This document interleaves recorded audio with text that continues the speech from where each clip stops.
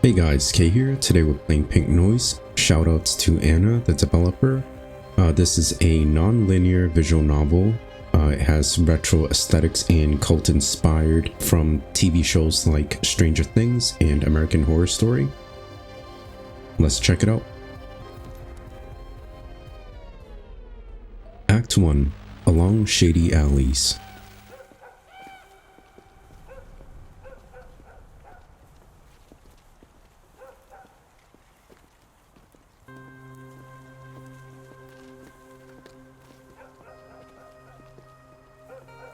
Fall comes to Riverwood with chilling winds and the first drizzle. A bleak mist obscures the narrow streets, clinging to rooftops, tangling in the bushes, and swirling around fields. Fog and murky blackness suit the peculiar suburb, nestled amid the forests and mountains. It's a decaying, quiet place waiting for winter.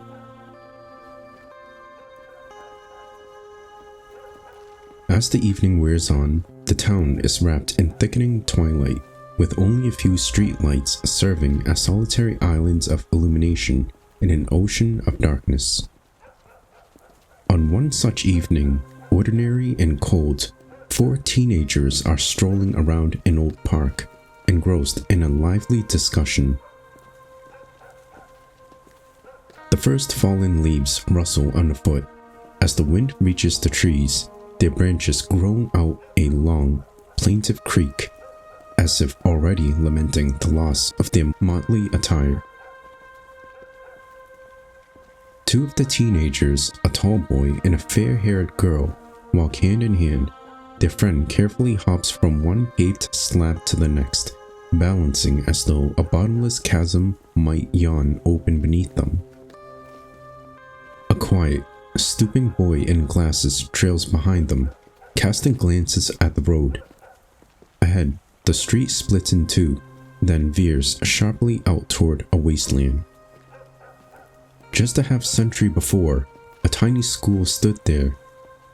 Now, only a barely discernible foundation and heaps of broken bricks, choked by stubborn vines, remain to remind them of its erstwhile existence.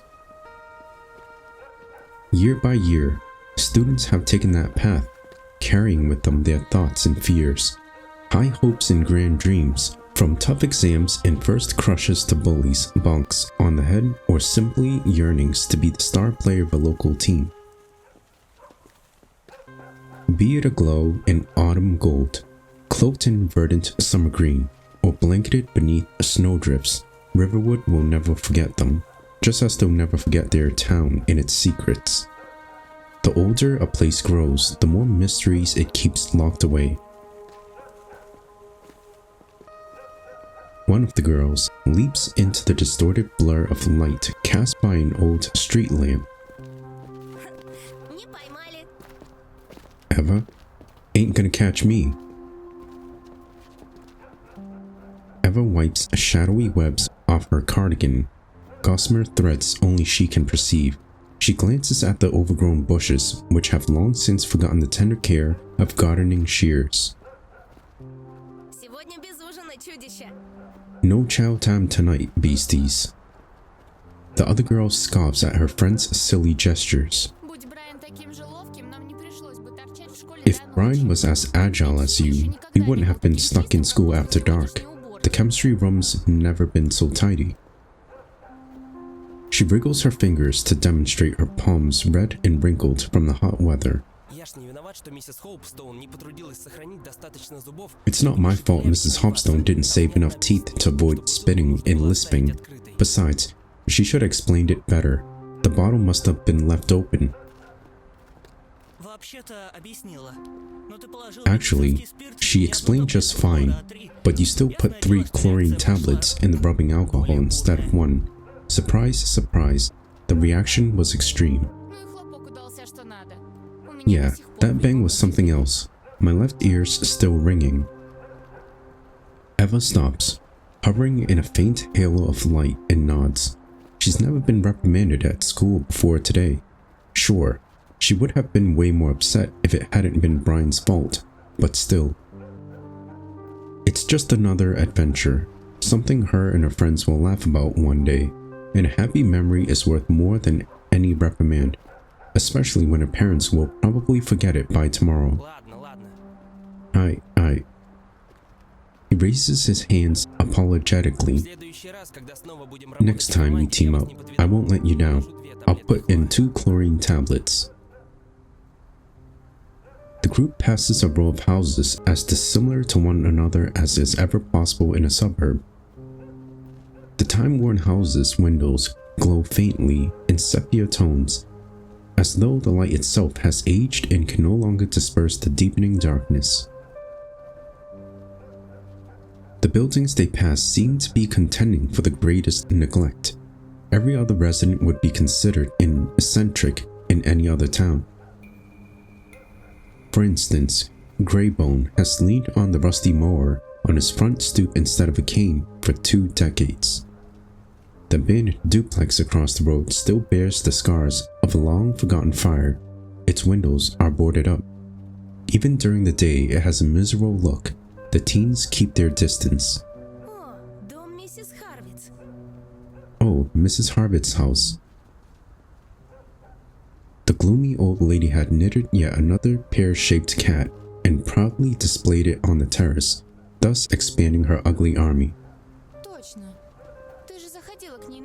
Right, you had a cup of tea together. Did baby Tony apologize? Once, Eva's brother had filched one of the cats and taken it home. Neither of their parents had called any attention to it, so she had to explain herself that taking other people's belongings without permission was wrong.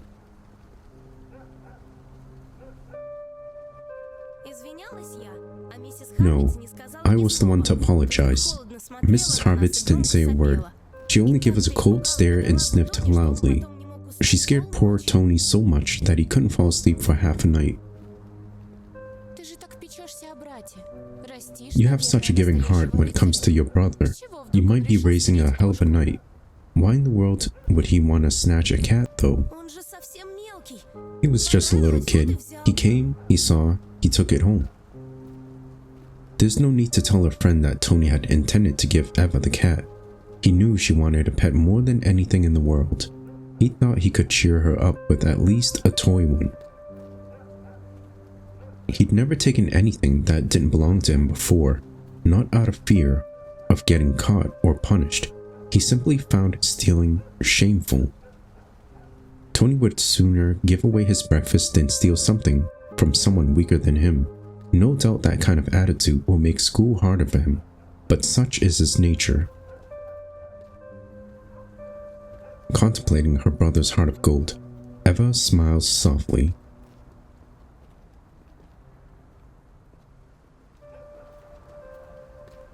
They pass by Mrs. Havitz's terrace, curiously eyeing her odd dolls. Twilight makes the cat's silhouettes look eerie. Their pearl-button eyes glimmer in the fading light as if they know secrets that have been buried too long. If I go crazy one day, I'ma definitely buy a nice crib close to the park. The neighbors here match me perfectly. Yeah, I can't stand this street. It's like it's lost in time and space. How about we head through the square? No one protests, so she leads them onward, sweeping into the nearest alley. A gust of wind bursts through the narrow walkway, permeating the air with the stench of raw wooden planks and rotting garbage. The houses in the alley look like they've been copied and pasted. They were likely built at the same time to house factory workers. The only thing that differs is the light in the windows, on or off, making it clear whose shift it is tonight. 2 Christmases before, Brian got beaten up here. Some high school students apparently didn't appreciate his sharp tongue. They shoved him into a snowbank and packed snow under his sweater, but the most humiliating part was a neighbor kicking them all out. She came out onto the doorstep with one of Brian's classmates, a cute but overly chatty girl. By the very next day, the whole school had heard the story about him shaking snow out of his pants and whimpering like a puppy. He would have preferred being rolled into a giant snowman and left there like that till spring. Brian adjusts the backpack full of baseball equipment, which has crawled down his shoulder, and walks up to Ashley. I'm so fed up with this stupid school. All these teachers, homework, tests. But the year just started. That only makes me want to study less. There's nothing worse than coming back to school after summer. He jumps over a puddle and takes Ashley's hand. It's like wearing old trainers you've already grown out of. I can't wait for college. When I start working, I'll buy real catcher's gear, or at least a better glove. His palms still hurt from Friday's practice session. The equipment donated to their team left much to be desired. Better buy a slugger straight away, it'll pay off much sooner. Best case scenario, you can be a bouncer at a bar. Ashley laughs at his childishness. Brian doesn't get the complexity of the world at all. Dad says a good job like his is hard to find without higher education. Ashley grabs her Leo Zodiac pendant. It's a nervous habit, something she does whenever she says something important. It calms her. College is just another place to study. This world's too cruel. Illnesses, starvation, school. I like school, though. Michael tries to squeeze into the conversation. All along, he's been trailing behind the others, glancing suspiciously at parked pickups, as they might bite. He hasn't kept up with his friends since he noticed two silhouettes in an old Ford. One female, one male. The mutilated faces stared back at him. He could have sworn he'd heard a hoarse, gurgling whisper. Then a light had flashed over one of the doorsteps, dispersing the blackness. Suddenly, both seats were empty again, and strange vision turned into nothing but a local flour mill uniform hanging from a grab handle. Michael wipes the sweat off his forehead and listens carefully to his friends. Of course, I'd love school too if I had your scores, Mikey. Exactly. Agreeing, Brian quickly squeezes Ashley's hand. Maybe I should wear glasses too. Sounds like homework doesn't look so boring through them. They walk by the Murdoch's front garden and onto a street flooded with pink and blue neon store signs. You better stop complaining, we only have 3 years of school left. Just imagine, life's gonna be a completely different afterward. You might even lose touch. To Eva, the idea of moving away feels like teleporting to an unfamiliar planet. So many new people, places, and interesting stories. She hasn't even fully explored Riverwood yet. In her mind, the town's old houses and old residents still harbor so many secrets, enigmatic and dark.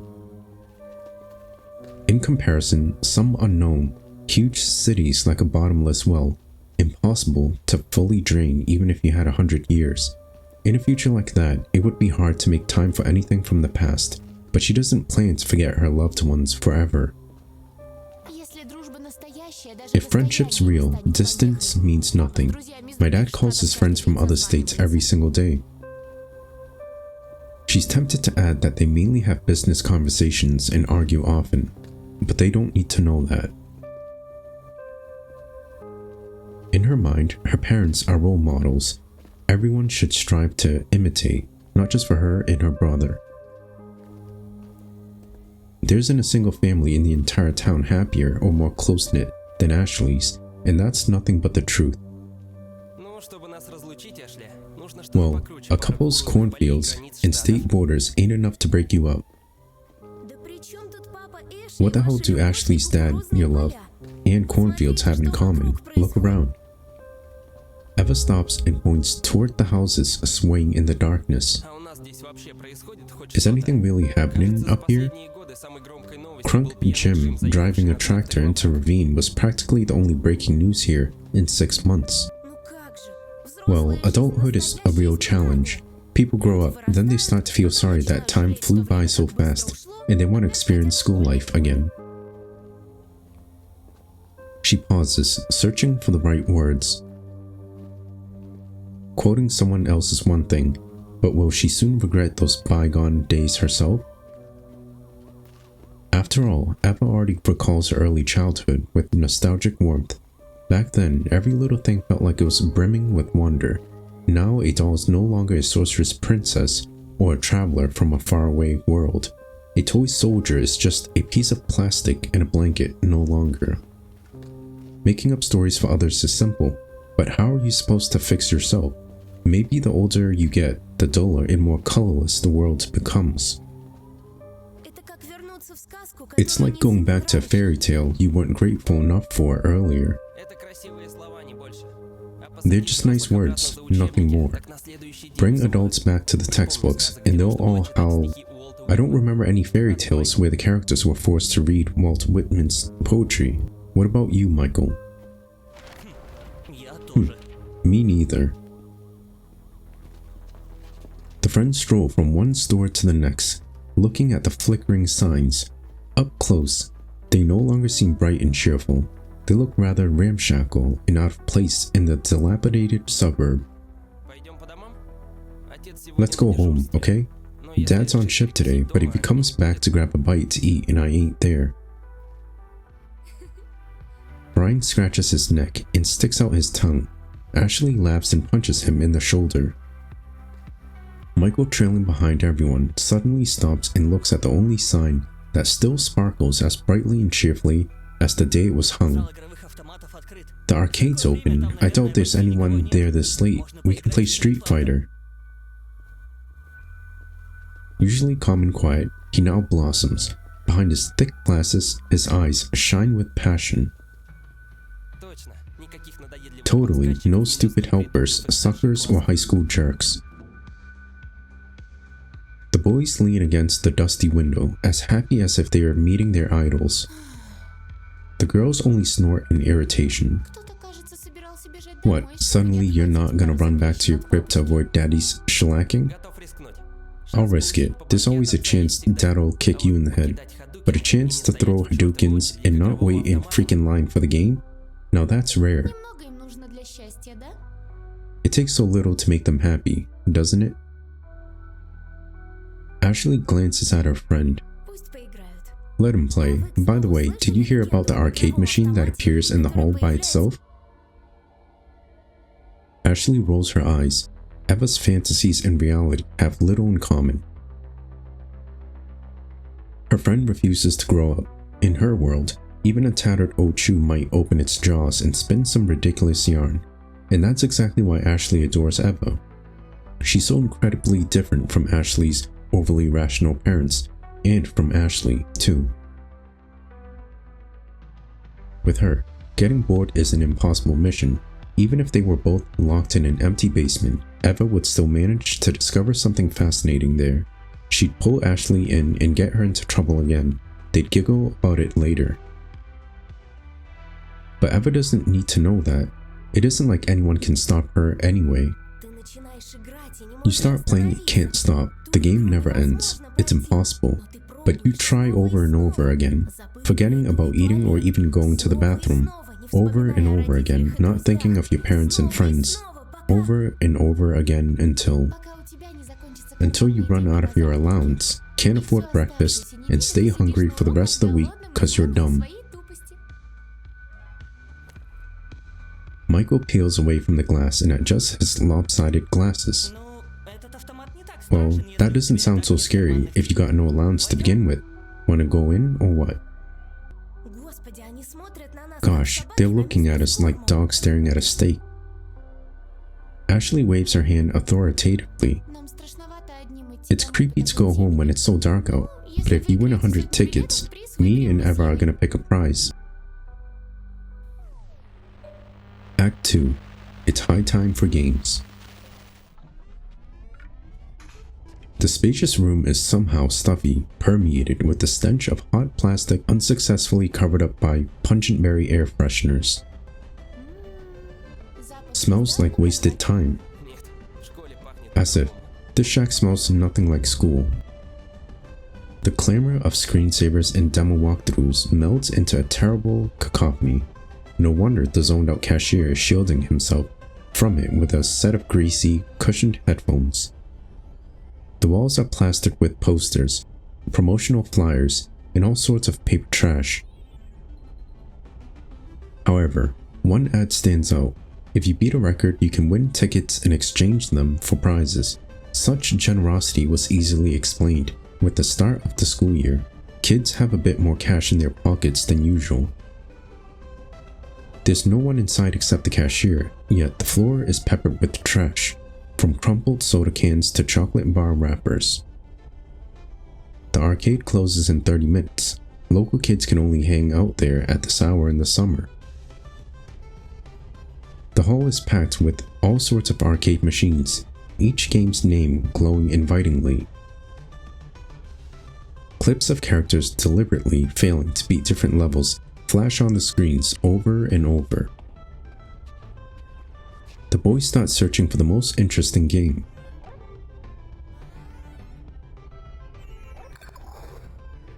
Donkey Kong, an arcade golden oldie. The game machine is ancient and in poor condition. The sign barely even flickers anymore. One of the buttons is cracked.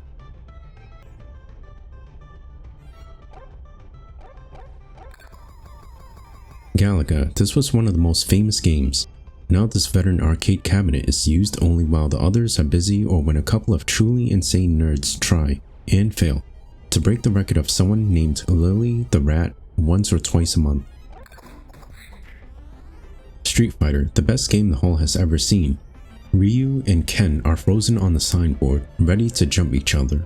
The floor around the arcade machine is brightly polished, worn down by students' sneakers. It's over there. The boys run toward the machine. It hasn't yet been wrecked the way some of its time-worn neighbors have. Even so, the buttons and plastic casings bear scuffs, cracks, and grubby marks left by countless kids' hands. Worst of all, instead of some thrilling music, the machine is emitting only a hoary wheeze, like an old man struggling to clear his throat and instead pushing a death rattle out of his rusty lungs. A piece of cardboard with a blood-curdling inscription is stuck to the screen. Temporarily out of order, no cashier cannot fix it. God, where's your justice? Who's the god of computer nerds? The monkey holding the barrel? Brian grumbles something in response, and Michael just shrugs. Cashier, a technician's coming, but not till at least next Tuesday, so y'all need to choose some other game. Try Road Blasters, it's the freshest here. The cashier points at the brand new arcade game, displaying a car blowing up and drowning in a fiery pixelated cloud. Dang it. Michael's voice trembles. He seldom lets himself betray such emotion, but Brian has his back. What else have you got, other than cars? All that in a bag of chips. If you rank in the top 5 of Pumpkin Man, I'll give you a double prize. He nods toward the counter. Alright, no one really plays this trash. We've got a real shot at setting a record. A gray cat lounging on a chair next to another machine captures the girl's attention. 4 letters shine on her pink collar. Lucy. So sweet. Pet the cat. The cat flattens her ears and grumbles. I bet you $5 she doesn't remember how clean hands with no cheeseball dust on them feel. She kinda looks like the cat mom was trying to paint last month. Let me guess, the cat in the painting had mandibles and a pair of tentacles? Ugh, I wish. She was just in the background. Mom paints people, you know how it is. Ashley knows. She wishes she didn't, though.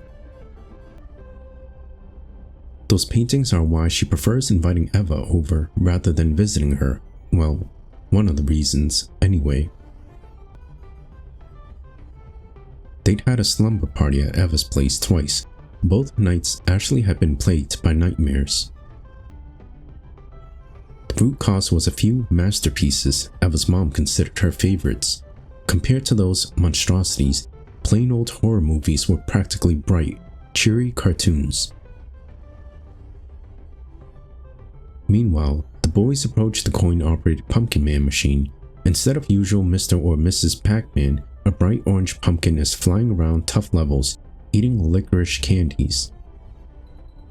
The display sears their eyes with poisonous shades as a bunch of colorful blots chase the voracious pumpkin. What you think? Are these ghosts? Michael peers at the sign.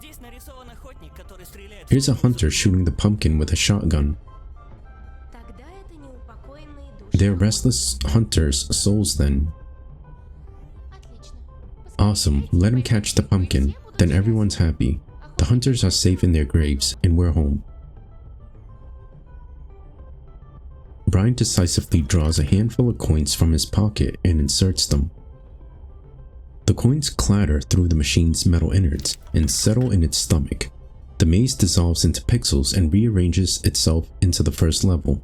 Its corridors are speckled with candies, and the ghosts begin darting ravenously around their cage. Back home with no prize? I ain't leaving till we empty out that prize counter. The cashier shudders at the thought. We close in half an hour. Brian winks at Michael. Then he's gonna have 15 minutes left over to cry over his empty counter.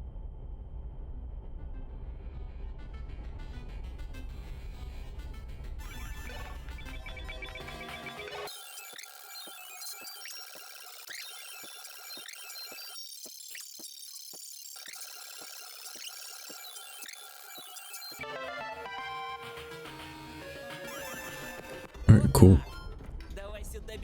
That's it. Give me tickets, you, a stupid slab of iron. The cabinet releases 50 tickets that could be exchanged for an interesting item. Although they'd like to keep playing a bit longer, they've run out of spare change, and Brian would never, ever borrow money from a girl. Michael feels a bit awkward since he's never had any pocket money at all, but a friendly slap on the back snaps him out of his thoughts. Good job, Michael. You played like a beast.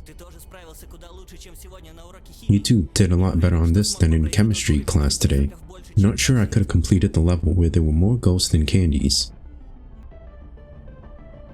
Brian looks around with a self-satisfied smile, but to his disappointment, the girls aren't there to celebrate his triumph. They're just emerging from the bathroom, discussing something. You missed something amazing. Did you land a space shuttle? No? Then I don't see any reason for such delirious joy.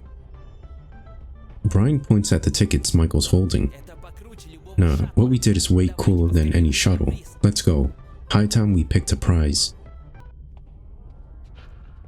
The cashier isn't around. The only movement in the whole arcade is a decorative bamboo curtain slowly swaying behind the counter. The cashier's headphones are still lying on the lower part of the counter, and a lonesome sausage is rolling around in a jar. All of a sudden, the hall seems empty. Where did he go? Don't know. Brian carefully approaches the counter and raps on the table with his knuckles. They hear shambling behind the bamboo curtain. Someone exhales loudly, and they all freeze. The game machines start beeping incessantly. The signboard lights dim as a devouring darkness creeps into the hall. Eva impatiently examines the counter, the prizes, and the posters tacked up one atop of another. Then she shouts, "Hello, anybody here?" No reply. Alright, let's bounce. I don't want to wait for this freak. The cashier takes off his mask and bursts into laughter. Y'all should see your faces. We didn't even gasp. What a boring prank. The cashier grimaces as though he's taken a swig of lemon juice. Ugh, critics. Aight, pick a prize. I see y'all got plenty of tickets. Ooh, Game Boy. Alright, let's check out everything. We'll go with a Game Boy. Nintendo Game Boy, 10,000 winning tickets. The best prize ever. The boy's wildest dream. I wonder how long you'd have to play to win this many tickets. Alright, we only have 50, so it might have to be the Slinky. Slinky, 20 winning tickets. A red Slinky, an American golden oldie. You can perform lots of simple tricks with it. Eva's promised her younger brother she'll get him one just like this. 1986, Topps baseball card set, 40 winning tickets. The card's price has slumped since everyone rushed to buy them a few years back, hoping to sell them at a profit later, even if they aren't interested in sports. Brian's personal collection is only missing the 1986 and 1984 sets. He'd love this. I'm not sure if whatever we're going to purchase as a prize here is going to affect the storyline. Rubik's Cube, 35 winning tickets. A good but hard puzzle. Michael loves stuff like that. He'll probably solve it in 15 minutes. I mean, we played the game with Michael, so quite honestly I think we should purchase a prize for Michael. Magic 8 Ball, 50 winning tickets. A Magic 8 Ball. Ashley would love this toy, as she believes in fortune telling and horoscopes. Okay, let's go with this here. Prize for Michael. And the award for the best gamer of the night goes to Michael. What do you say? You want a Rubik's Cube? Looks fly. Never seen one like this before. Michael nods shyly. He's not used to getting anything right on the first try. Michael nods shyly. He's not used to getting anything right on the first try. He isn't thrilled about the prize, but Brian could have simply chosen the Magic 8 Ball for his girlfriend or the Slinky for Eva. He's known them way longer, but no, he chose Michael. He's on cloud 9. People are finally noticing him. Girls, you don't mind, do ya? Oblivious to the world, Eva is just staring at the Leatherface mask stretched over a jar of cheap marinated sausages. The mask is made of leatherette, not latex or silicone. It looks so realistic. Of course, up close, it isn't as menacing as in the movie, but the unknown artisan clearly put immense effort into it. Eva has watched the Texas Chainsaw Massacre 3 times. The family dinner is her favorite horror scene. She wants to ask the cashier where he got that mask so she can buy one for Halloween. There's nothing else to choose between. I took a look at the Magic 8 Ball box. It was a shoddy fake. I got very few answers. Modern ones are way cooler and more interesting. Take it, Mike, and let's get out of here. The cashier collects the tickets and tosses the cube to Michael, who beams. Let me give y'all something for the rest of the tickets. He takes a cassette from the shelf and taps on it. No one knows what's recorded on here. I just found it in the hall once. Brian glances at his friends. Michael twists the cube with rapt attention, paying the cashier no notice. You mean you're just gonna give us somebody's cassette instead of a real prize? But Eva finishes examining the mask, swiftly snatches up the prize and stows it in her bag. Booyah, extra profit. Brian grimaces as the cashier tucks the tickets into his wallet. Most likely, no extra prize ever even existed, and the cashier's just pawning some junk off on them to pocket their tickets. Chances are, he's pulled that trick before. Who knows? Next time he might try handling out his socks or some dusty old Tiger Electronics handheld. I think we got screwed. It's a strange, mysterious cassette. Isn't that enough? As if teasing them, the light from arcade machines gleams directly on the coveted Game Boy. No, it's not. They head toward the exit. Act 3, a bad sign. Most of the signs are already off, submerging the thickets, basements, and narrow alleyways in darkness. It splashes out onto the square, engulfing it in blackness. Only a few pickups and locked bicycles are still around, all parked by Marshall Sue's bar. The wind sweeps over the fields. The element that usually toys with harvested corn now moans forlornly, plunging the suburb into melancholy. Winter will change everything. Stores and bars will be strung with sparkling beads of colorful lights, and the snow will smooth the wrinkles and scars of old Riverwood. The town will take on a deceptively pretty and cozy facade. As a kid, Michael loved strolling around there during Christmas vacation, munching on hot pies and watching snowflakes fall through the thick windows of a coffee shop. Back then, he never noticed the aging buildings, chipped concrete, or the gloomy people trying to fake a smile. In autumn, however, the suburb's flaws stand out more sharply. It looks unwelcoming, gray, lifeless. No one ever calls it the season of ghosts. Just thinking of it gives him the creeps. Well, we're late. Granny and Grandpa will be upset.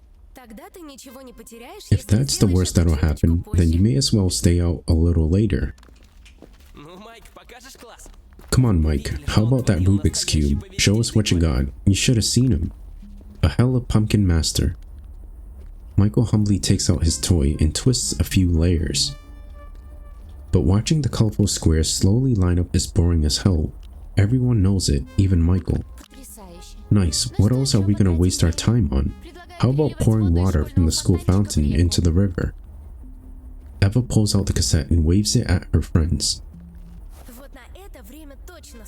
Now here's something worth our time. What you think? Is it gonna be a movie or a cartoon? Disappointed in the Rubik's Cube, Brian glances at their extra prize. I really hope it's worthwhile. Maybe some maniac recorded himself abusing his victims and can't wait to make it public. It reeks. Nobody knows why Eva's sniffed the cassette. She hands it to Ashley, who also grimaces at the stench.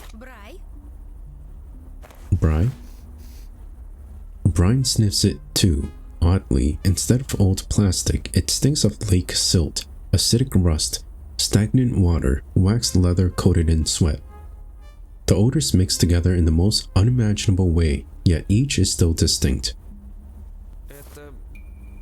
That's weird. That's what I'm talking about. We gotta see what's... Suddenly, Michael shrieks and swears.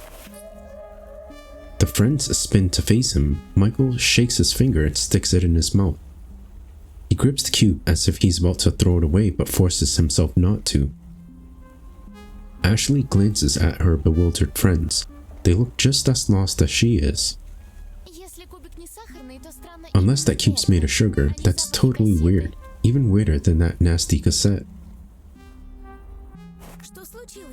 What happened, Mike? The boy puts the cube in his pocket and forces a smile. His face is covered in sweat, and his eyes dance about anxiously. It's all good, just pinched my finger. Must have turned a layer the wrong way. It hurts, but Michael doesn't want to look weak in front of his friends, and he certainly doesn't want to scare them. The whole thing felt strange, pointless. Mark my words, an arcade that's never bothered to prepare a Street Fighter doesn't know what fun is. No wonder their prizes are junk. How about we just throw it under Abraham's truck? Just imagine the pieces flying apart. Abraham drives a massive tanker truck, shipping milk across the town. Before that, he spent years as a driver for the local flour mill. His old red truck is already a town legend. You can hear its roar all the way from the other side of Riverwood. Wow, that'd be incredible. Steven Spielberg's gonna shoot a movie about it one day for sure. Ugh, today was a crazy waste of time. Let's just go home. Nobody disagrees. so they head to the town's news district. There isn't much junk lying around here as there is in the park. The residents in this area are relatively wealthy. Ashley's house is the first place on their way back. The friends stop by her family's decorative fence. Michael likes it here. The house feels alive, bright, full of energy. Not that he and his grandparents live in a junkyard, but their place is old, engulfed in greenery and quiet. Old things always stay right in their places, and new ones are rare. If the TV still works, there's no need to replace it. If the couch isn't falling apart, why get rid of it? It could last through at least one more generation of kids.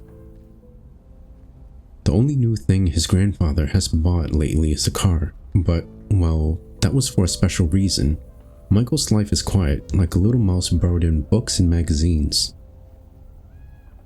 In that sense, Ashley is his complete opposite, just like their houses, an old single-story building versus the giant mansion that takes up half its plot. Ash, you have an old VHS player in your shed, don't you? Yeah. Why, you want to watch the cassette? Well, it could make our evening a little better, but don't our boys gotta get home? Instead of answering, Brian jumps over the fence and waits for his friends to follow. Michael?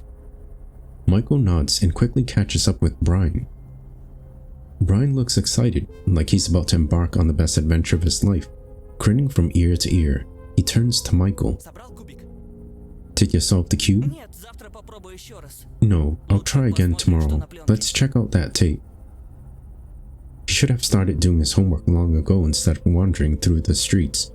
By now, his grandmother might be about to call the police and demand a search party for her grandson, but he hardly wants to go home. Michael stares pensively at his finger. Blood is still oozing out of the wound. The nail and the flesh have been cut with a sharp edge. The worst part is the feeling of the cube growing right inside his pocket. The cube that pinched his finger hard. The cube covered in bloody fingerprints. The cube that had suddenly been etched with an inscription invisible to anyone but him. 4 carved out letters.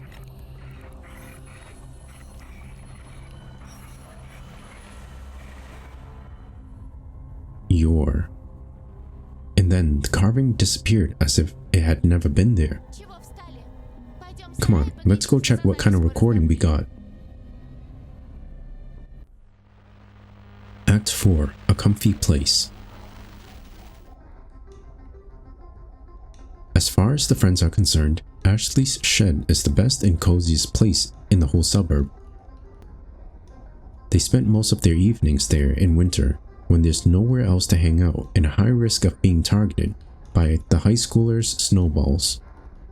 There's plenty of space for board games and fooling around. They can be as loud as they like, and Ashley can always bring them snacks or soda from home. Her father originally planned to turn the place into a man cave, complete with a couch and a big TV, but he's been overwhelmed with work lately, so most of the time, the friends are free to use the shed. But that day, they aren't alone. Chris, Ashley's older brother, is already inside, lying on a shabby carpet and playing a new Sega Genesis. Only as they enter does Ashley remember that Chris is grounded for coming home drunk from a party. He isn't allowed to see his friends for a month, but some of his buddies must have lent him the gaming console so he won't get too bored at home alone. As the front door squeaks open, he swiftly hides a red pack of Marlboros under a pillow. Phew, it's just you suckers. I thought Daddy showed up and was about to teach me how to live again. What you're doing up here? Baby Ashley decided to show you our true family treasures?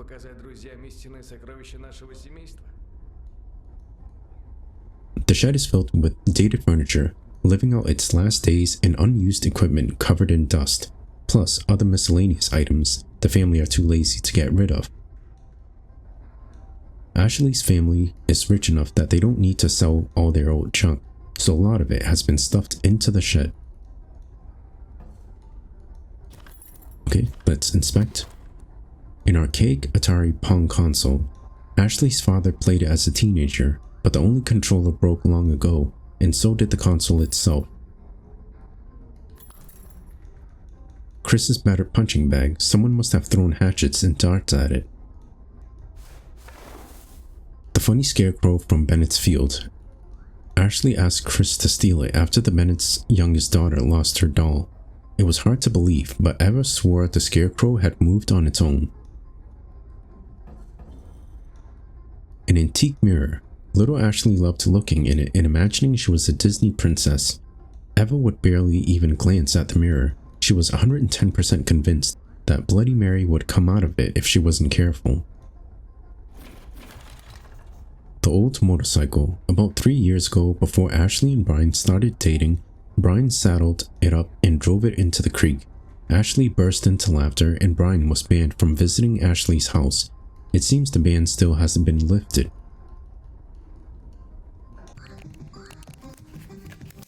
Chris retrieves the Marlboros and pulls a cigarette out with his teeth. Brian knows the trick so he can try it later.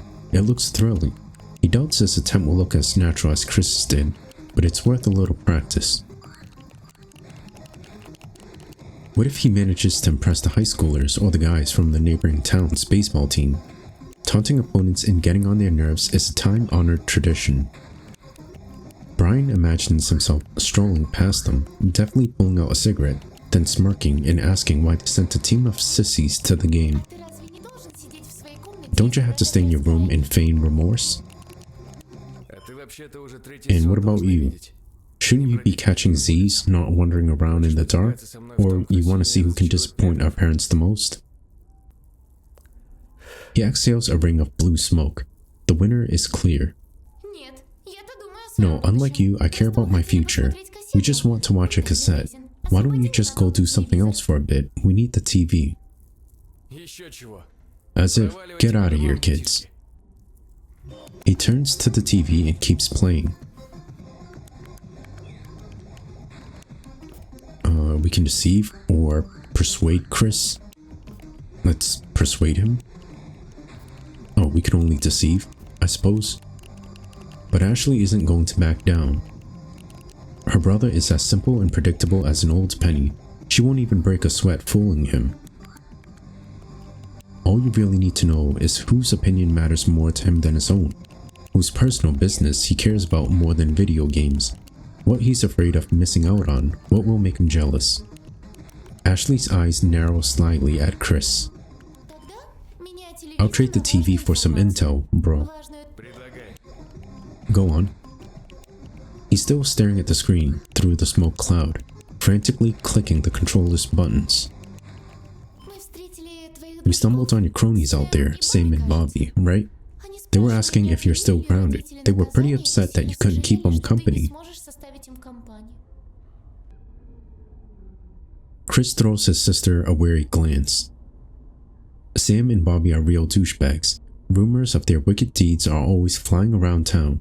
Ashley knows Chris is afraid of them, but he'd still do anything to get into their gang. He's constantly schmoozing them with free drinks and cigarettes. You really think I'm gonna fall for that, bull? It's true. I also saw them near the old water tower. They were going to steal Pam's motorcycle and ride it into the flour mill.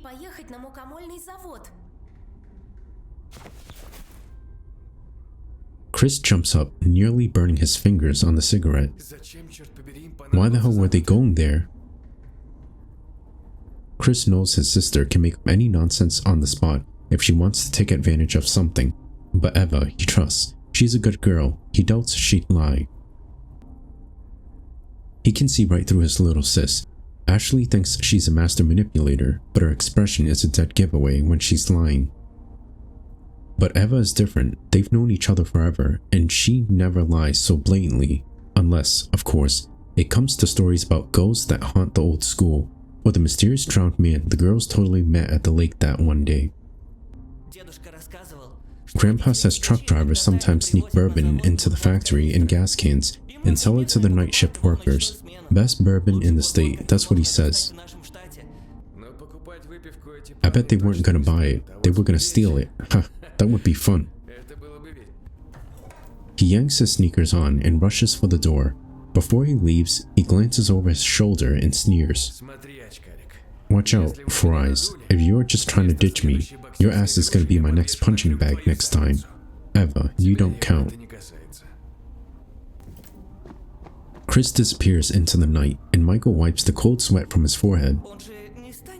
Isn't gonna punch me, is he? Is he, guys? It's just Ashley's brother, not some damn high schooler who likes robbing kids.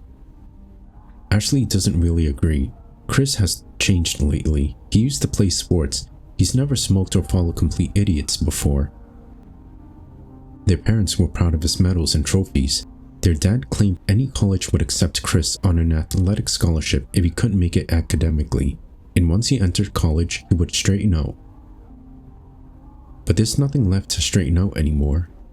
Nobody offers scholarships for partying or hanging around bad company. Chris's boxing gloves are already gathering dust under his bed. His empty shelves and hooks aren't expecting any new awards anytime soon. Let's just start, okay?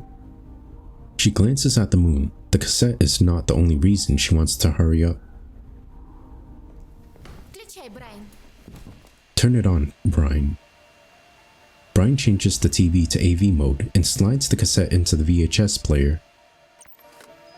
Static noise dances on the screen, curved and covered in dust. The speakers let out a soft hiss, followed by a squeak.